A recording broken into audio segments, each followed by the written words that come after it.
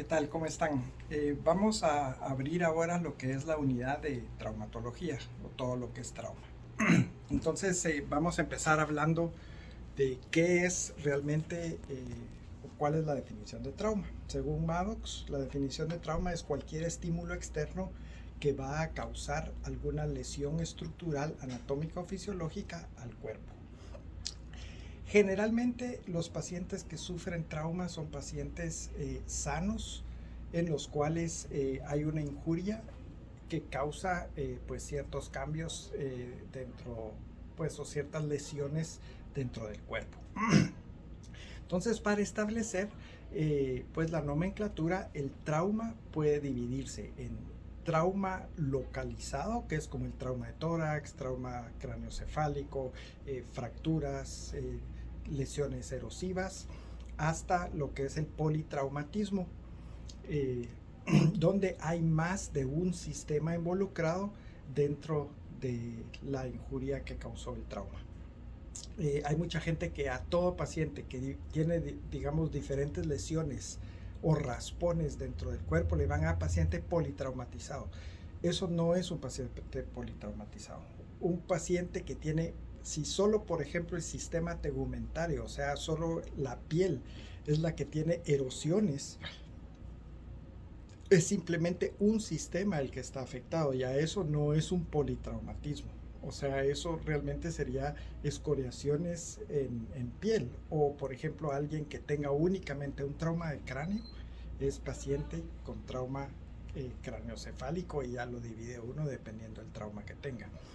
Pero tiene que tener diferentes sistemas para ya categorizarse como paciente politraumatizado. O sea, el poli quiere decir varios, y traumatizado varios traumas, varias regiones donde hay trauma. Entonces, un cráneo cefálico, por ejemplo, que tenga fracturas y además de eso venga con un trauma abdominal, ese paciente sí es politraumatizado, tiene diferentes sistemas a los que nos vamos a enfocar. Pero si únicamente es un sistema, generalmente se le llama por su nombre: trauma craneoencefálico, trauma torácico, trauma penetrante torácico, trauma penetrante abdominal, y así. Esto se aplica principalmente en pacientes, por ejemplo, que han sido acuchillados y se les causó una lesión abdominal, o pacientes que tengan una lesión penetrante de tórax, por ejemplo, o paciente que tenga una lesión penetrante de cuello. Esas son lesiones específicas donde la nomenclatura de politraumatismo no es aplicable en estos casos. Bueno, la diferencia, como mencionamos ya, del trauma es que el paciente que tiene trauma es un paciente generalmente sano, es un paciente el cual pues su sistema estaba balanceado. Sabemos que nosotros somos un sistema de balances, no tenemos que tener ni mucho ni poco, sino que la homeostasia es eso, es tener un balance todo el tiempo dentro de nuestra función fisiológica, y eso se aplica al sistema cardiovascular, al sistema renal, al sistema gastrointestinal. Entonces, el trauma generalmente es en pacientes que han estado bien y que por motivos pues ajenos han tenido algún tipo de lesión o contusión.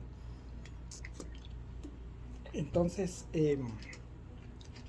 ¿qué es lo principal del trauma? Pues lógicamente, al llegar a una escena de trauma, pues ya hemos platicado bastante sobre lo que es asegurar la escena, realizar nuestra evaluación primaria y secundaria, y enfocarnos realmente hacia qué parte del trauma o qué es la consecuencia del trauma que está poniendo en riesgo la vida de nuestro paciente en ese momento. Entonces, lógicamente, tenemos que irnos a los signos vitales y tratar de tener estabilizados los signos vitales y el sistema, lógicamente, respiratorio.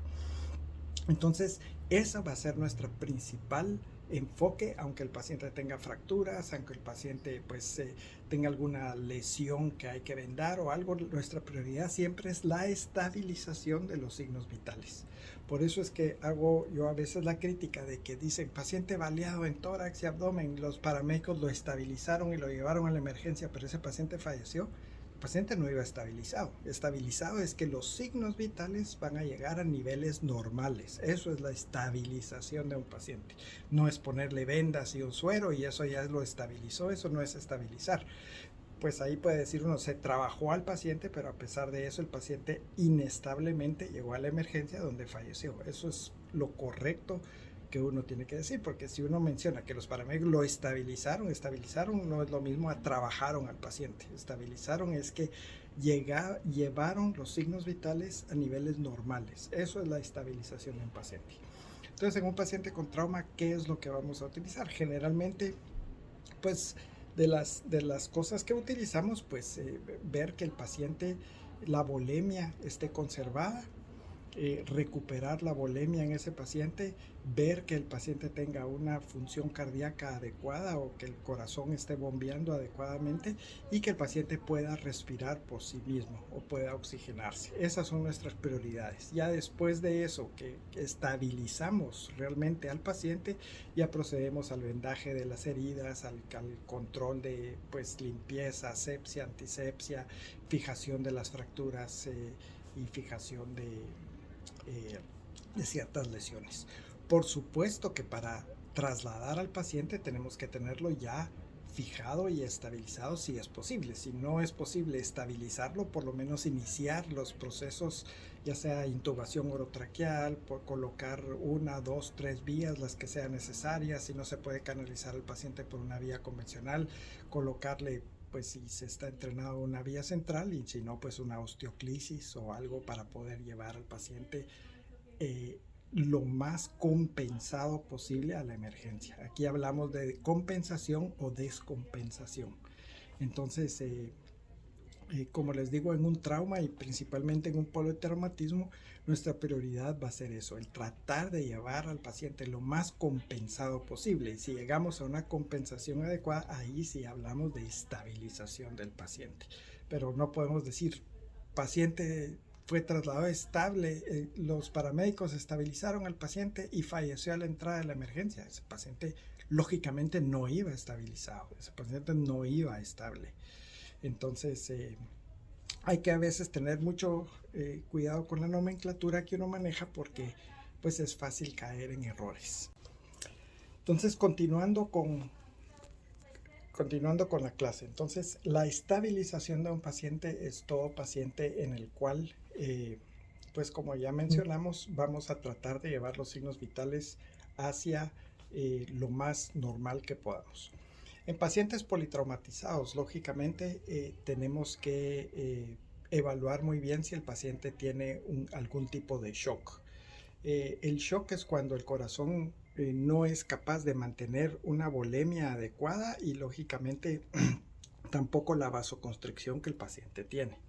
El shock definitivamente puede ser hipovolémico, o sea que nos falta volumen, que es lo más común en trauma, pero también puede ser cardiogénico, por ejemplo, en un paciente que ha tenido un trauma de tórax y la lesión es directamente hacia el miocardio y el miocardio pues ya no se contrae de la misma manera y ya no puede bombear la sangre de la misma manera. Entonces a esto le vamos a llamar pues un shock de origen cardiogénico.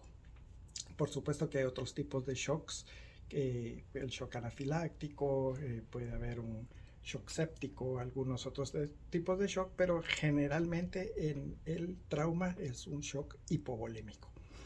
Entonces, lógicamente nuestra prioridad va a ser retornar la volemia lo antes posible.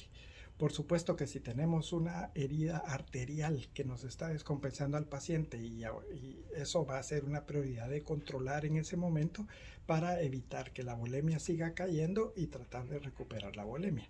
Pero si solo son escoriaciones o lesiones que tienen sangrado venoso, sabemos en las clases anteriores que las venas no tienen presión. Son vasos de capacitancia. Entonces, esos con una presión mínima generalmente se controla la presión. Entonces, con un vendaje adecuado, pues puede uno controlar la presión. Si el paciente está hipovolémico, nuestra prioridad va a ser primero la canalización y tener ya algunas vías abiertas para empezar a mejorar la presión y secundariamente pues ya nos podemos ocupar de las lesiones y las escoriaciones que el paciente tenga. Generalmente si encontramos a un paciente con shock, esto va a ser proporcional al tiempo en el que desarrolló el shock. Si el paciente desarrolló, por ejemplo, nos tardamos 15 minutos en llegar y el paciente ya está en shock, eso nos indica que es una lesión probablemente de origen arterial, ya sea interna o externa que el paciente tenga, y este paciente va a ser mucho más difícil de compensar.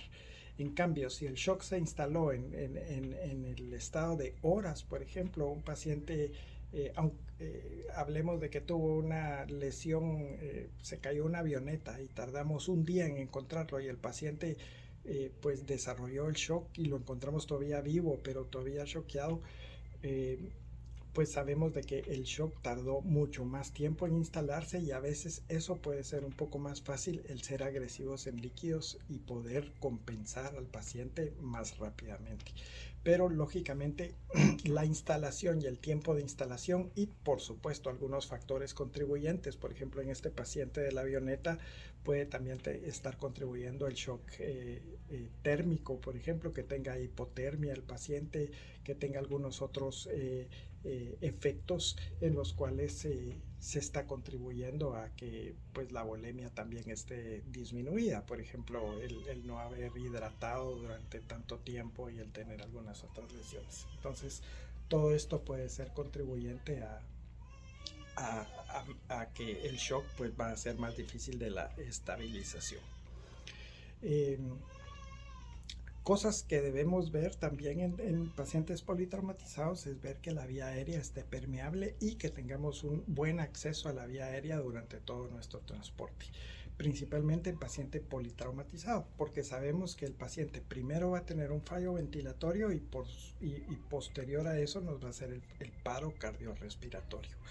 Entonces, en estos pacientes pues debemos de siempre tener a la mano pues todo nuestro sistema respiratorio de soporte, tener oxígeno cerca, tener un equipo de intubación si es necesario y tener un equipo de cricotomía en caso que la vía superior esté afectada, ya sea por un cuerpo extraño o por lesiones donde no podamos accesar hacia la tráquea por la vía orotraqueal. Los cuellos que nosotros manejamos de estabilización, por eso tienen un agujero en esta parte central para que podamos tener acceso inmediato si es necesario hacia la tráquea y poder realizar una cricotomía de emergencia y poder ventilar al paciente de esa manera. Generalmente si hay más de un paramédico trabajando al paciente, el primer paramédico se debe enfocar en que los signos vitales estén estables o más cercano a lo estable y seguir monitorizando eso. Y el segundo paramédico, ya después de que pues han realizado lo que haya que realizar, por ejemplo, estabilización de la vía aérea, estabilización de las vías de canalización, el paciente posterior a eso va el segundo paramédico ya se puede enfocar únicamente en vendaje, estabilización, pero el primer paramédico debe de continuar monitorizando todo lo que son signos vitales y la vía aérea. Entonces, de esta manera, delegando el trabajo, pues se puede manejar al paciente de una mejor manera. También, si existe un grupo o un team de paramédicos, se puede también estructurar desde antes de la salida hacia el servicio el manejo de lo que sería un paciente de área roja. Ustedes se han dado cuenta que al ingresar los pacientes a área roja siempre hay personas que se van a dedicar a la vía aérea, personas que se van a dedicar a la resucitación, personas que se van a dedicar a lo que es manejo de líquidos y canalización y pacientes que van a colocar todo lo que son los medios de monitorización como lo son sonda Foley, sonda nasogástrica y todos los diferentes protocolos que van a manejar dependiendo del trauma. Entonces, si existe un grupo que toma el turno, por ejemplo, y son más de 2 paramédicos, se pueden organizar que si encuentran a un paciente de área roja, ¿quién se va a dedicar directamente al área ventilatoria? ¿Quién se va a dedicar a colocar las soluciones? ¿Y quién se va a dedicar a realizar todo lo que serían vendajes y colocación de sonda Foley, colocación de sonda nasogástrica y manejar al paciente de esa manera? Entonces, así no le perdemos atención a ciertos casos. Por ejemplo, hay pacientes que a veces los recogen, pues tratan de estabilizar, medio lo ventilan al paciente y luego todos se van a la herida o a la fijación de la fractura que tiene. Y nos olvidamos de la monitorización de los signos vitales. De repente vemos que el paciente otra vez está en hipovolemia, el paciente nuevamente nos hace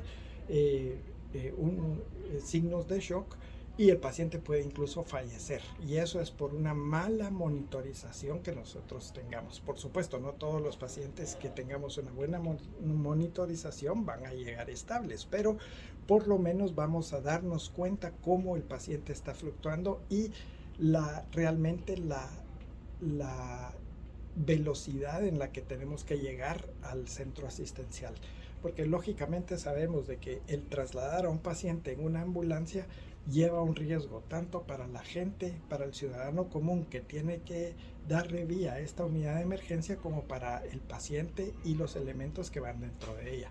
Entonces, aunque uno lleve sirena y luces, uno debe de conocer el estado de su paciente para no ir, por decir así, prácticamente rompiendo todas las leyes de tránsito y llegando lo antes posible cuando llevamos simplemente una fractura y el paciente va totalmente estable. Y al ir a esas velocidades, lo único que estamos haciendo es que la fractura vaya desestabilizándose durante el transporte con el frenazo, acelerón, y nos pueda tener daños coadyuvantes de arterias, venas o nervios.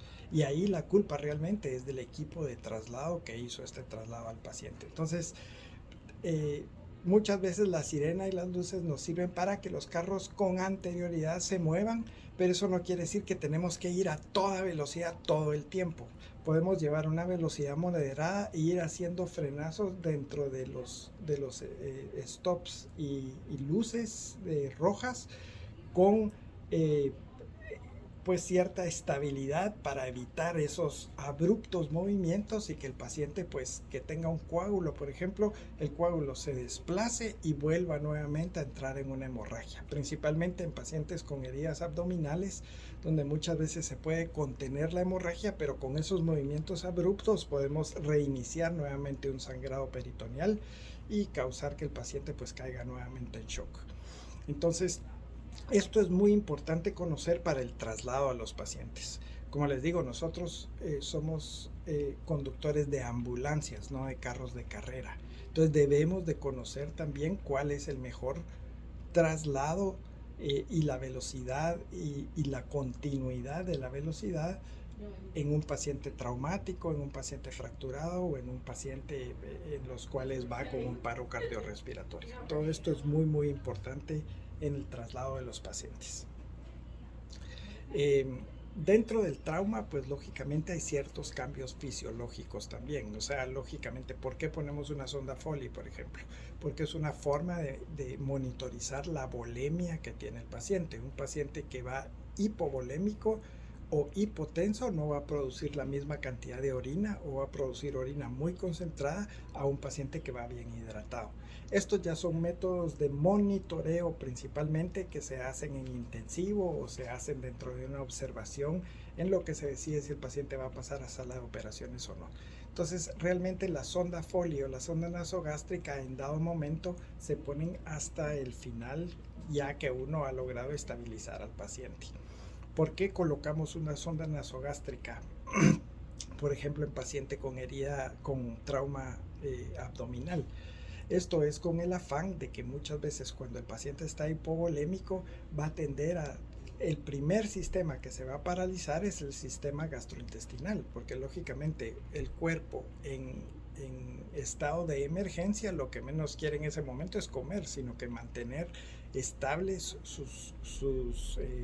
por ejemplo, subolemia, va a tener vasoconstricción. ¿Se acuerdan cuando platicamos de todo lo que era el sistema simpático y parasimpático? Pues definitivamente el paciente va a activar su sistema simpático, sistema de emergencia, y esto lo que hace es desviar la sangre que va hacia todo el sistema gastrointestinal hacia los músculos y el sistema renal y cardíaco. Entonces, estos pacientes son muy pronos a tener vómito o a tener regurgitación. Y también al tener paralizado el sistema gastrointestinal, pues va a producir bastante gas. Entonces la sonda nasogástrica lo que hace es descompresión del estómago y también nos drena todo ese líquido que el paciente pueda vomitar y broncoaspirar posteriormente. Principalmente si el paciente está inconsciente. Si el paciente está inconsciente, pues sí es adecuado colocar una sonda nasogástrica para evitar como les digo, este reflujo y que el paciente vaya a tener una broncoaspiración y empeorar nuestro estado general del paciente posteriormente con una neumonía por aspiración. Sabemos todos cómo se mide una sonda nasogástrica, pues se mide de la boca hacia el oído y del oído hacia nuestro apéndice sifoides, y esa es la cantidad de sonda que debemos de introducir al paciente. Entonces medimos hacia acá y luego hacia abajo, y ahí le ponemos un pequeño marcador, ya sea un tape o cualquier seña para saber dónde tiene que ingresar la sonda nasogástrica. Debemos de tener mucho cuidado con la sonda nasogástrica también, a que no se enrolle dentro de la boca, porque esto es muy común. A veces se ingresa la sonda nasogástrica y en vez de pasar en el esófago se empieza a enrollar en la boca. Entonces debemos de vigilar eso.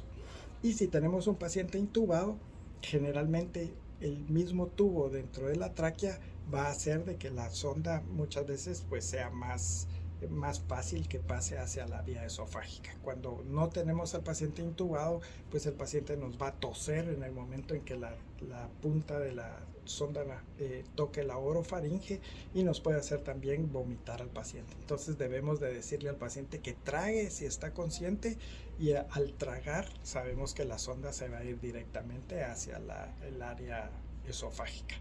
Si notamos que el paciente empieza a toser y se nos empieza a poner un poco morado, pues sabemos de que probablemente la sonda se fue hacia la tráquea. Debemos de sacarla inmediatamente, dejar que el paciente se estabilice y volver a probar nuevamente. Pero si les decimos al paciente que trague o le damos un poquito de agua para que trague en el momento en que empujamos la sonda, sabemos que esa sonda casi siempre va a estar en el área gastrointestinal y lógicamente en el estómago. Y eso lo van a corroborar al llegar a la emergencia, y generalmente en la emergencia se toman rayos X donde se observa dónde está colocada la punta de la sonda nasogástrica. Generalmente en el momento en que esa sonda entra al estómago nos empieza a drenar. Vemos material gástrico que empieza a drenar y sabemos de que la sonda está pues bien colocada. Como les digo, esto es para decomprimir y evitar que el paciente vaya a tener posteriormente vómitos o reflujo y causar neumonitis posteriormente, o neumonía por broncoaspiración.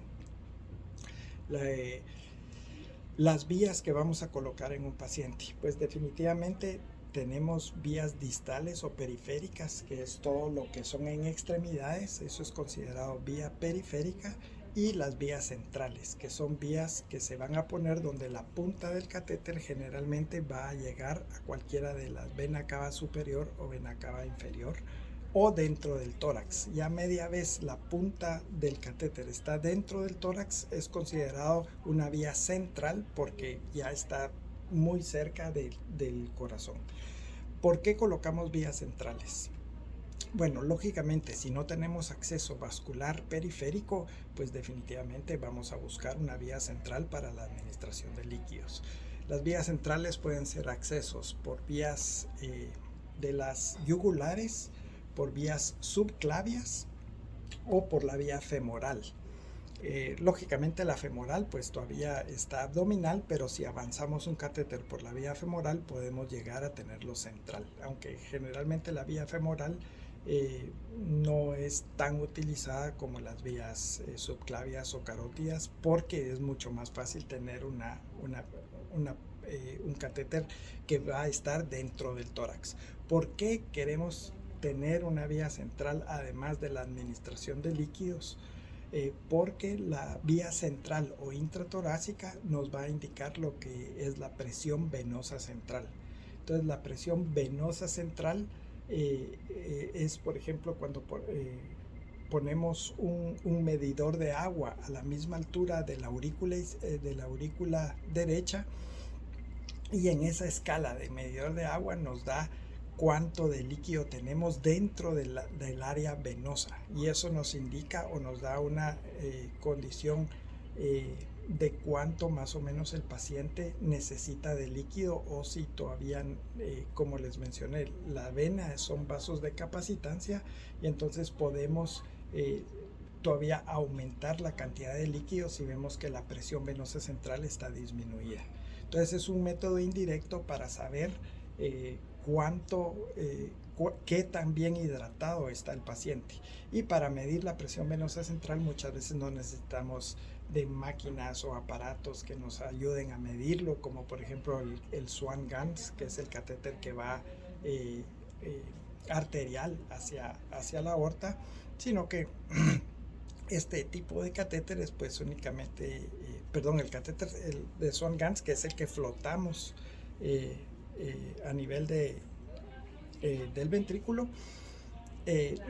y podemos calcular con él el output cardíaco y el índice cardíaco, pero para esto sí es un poco más complicado, y la colocación del catéter pues es más complicado. Entonces un catéter de presión venosa central es mucho más sencillo, y como les digo, la presión venosa central es tan fácil como colocar una medida en centímetros y colocarlo más o menos a la altura de la aurícula derecha, o sea que acá, pegado acá al paciente, y entonces midiendo eso, cerrando y viendo cuánto de retorno tiene la solución que estamos metiendo, podemos calcular la presión venosa central, que es alrededor de 10. Si está por debajo de eso, podemos pensar que el paciente necesita todavía más hidratación, y si está más elevado es de que el paciente probablemente está bien hidratado, o de que realmente la cantidad de sangre que está pasando por el pulmón pueda tener algún bloqueo, y eso elevar la presión venosa central, como es por ejemplo una embolia pulmonar.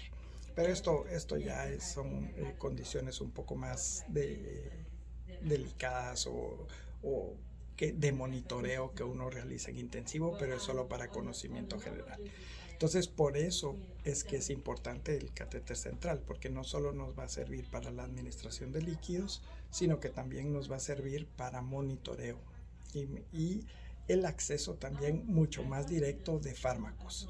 Por ejemplo, si necesitamos poner epinefrina, norepinefrina en el paciente, pues va a ser mucho más directo el tener una vía central, porque el medicamento va a llegar inmediatamente hacia los receptores que necesitamos, tanto receptores cardíacos como receptores vasculares. Entonces, esa es la importancia de tener una vía central. Además que, lógicamente, dependiendo del calibre de la sonda o el catéter que tengamos colocado, así es la cantidad de líquidos que vamos a pasar por esa sonda. Por eso cuando nosotros canalizamos en vía periférica pacientes hipovolémicos, entre más grande sea nuestro AngioCAD que podamos colocar, pues mayor cantidad de líquido por minuto que vamos a poder meter, y el paciente pues lógicamente vamos a poder alcanzarlo más con esa hipovolemia. El catéter, el grosor del AngioCAD pues influye mucho, porque dependiendo qué tan grueso sea el AngioCAD, esa es la cantidad de volumen que vamos a pasar. Si nosotros colocamos un 22, por ejemplo, en la vía radial, la cantidad de líquido, a pesar de que querramos ponerle la solución a chorro, no va a ser lo mismo que si tenemos un catéter 14, por ejemplo, donde el lumen del catéter es mucho más grande. Entonces, el colocar catéteres mayores en pacientes que requieren mucho más volumen, pues va a ser mucho más productivo. De lo contrario, hay que colocar varios catéteres, por ejemplo, o canalizar diferentes lugares para poder alcanzar al paciente. O sea, alcanzar es tratar de llevar al paciente a la volemia adecuada. Entonces eso va a influir mucho el calibre del catéter más que dónde esté colocado el catéter, porque puede haber un catéter central, pero el lumen, como les digo, nos va a limitar la cantidad de líquido que nos va a pasar. Entonces en esos casos es mejor poner una vía periférica con un lumen grande, un catéter, como les digo, un catéter 14 por ejemplo, donde vamos a poder pasar mucho mayor cantidad de líquido por minuto al paciente. Lógicamente, en pacientes politraumatizados, pues también nos va a ayudar el utilizar vasopresores, el utilizar la adrenalina o la noradrenalina. Generalmente la adrenalina se utiliza más para aceleración del sistema cardíaco, pacientes muy bradicárdicos, y la norepinefrina se utiliza para vasoconstricción. Entonces, lo primero que debemos de utilizar en pacientes donde tenemos una frecuencia cardíaca más o menos normal o incluso taquicárdicos es norepinefrina, que esto lo que va a hacer es una vasoconstricción y nos va a ayudar a mantener la presión o la volemia del paciente. Lógicamente, en pacientes con trauma es preferible recuperar la volemia mediante líquido, pero si esto no se logra alcanzar y el paciente se nos sigue deteriorando, pues podemos usar la norepinefrina para ayudarnos. Hay que tener mucho cuidado con utilizar la norepinefrina en paciente que no esté bien hidratado o que tengamos buena cantidad de líquido, porque lo que puede ocurrir es que podemos causar una vasoconstricción renal, o sea, así como va a cerrar los vasos, va a cerrar los vasos renales y puede causarnos una insuficiencia renal aguda. Entonces, cuando utilizamos la norepinefrina para mantener la volemia del paciente, debemos de estar seguros de que también tenemos una buena hidratación del paciente. ¿Cómo vamos a saber si tenemos una buena hidratación del paciente dentro de la unidad? Lógicamente mediante la presión arterial. Si la presión arterial está conservada, pues más o menos sabemos de que estamos llegando ya a una buena volemia. Después hay signos indirectos, como por ejemplo la cantidad de orina que va a producir al paciente, pero si el traslado del paciente es muy corto, pues realmente esto pasa a ser algo totalmente secundario. Ahora, si ustedes tienen un traslado que lo van a traer desde Morales y Zaval, por ejemplo, ahí sí es importante ir monitorizando durante ese periodo cómo está el output renal. O cómo está la cantidad de orina que el paciente está produciendo, como un método indirecto para saber si el paciente requiere o no más líquidos. Después, pues lógicamente la hidratación a nivel bucal, si el paciente produce lágrimas o no, si hay la turgencia, que es, digamos, la cantidad de segundos que la piel regresa si nosotros, por ejemplo, nos doblamos la piel o nos damos un pequeño pellizco y ver en cuánto tiempo regresa la piel a su lugar. Eso puede ser signos indirectos de cómo está hidratado el paciente. Y como mencionamos, la función principal en el trauma es tratar de llevar los signos vitales hacia niveles normales, y eso es la estabilización del paciente. Ya posteriormente vamos a ver específicamente en traumas cómo manejar el trauma. O sea, cómo manejar el trauma de tórax, cómo manejar el trauma craneoencefálico, cómo manejar el trauma abdominal, la diferencia entre cerrado y abierto y los signos que vamos a ir evaluando. Pero esto era más o menos una generalización de lo que es el trauma. Ok, muchísimas gracias y nos vemos entonces para la próxima clase. Nos vemos.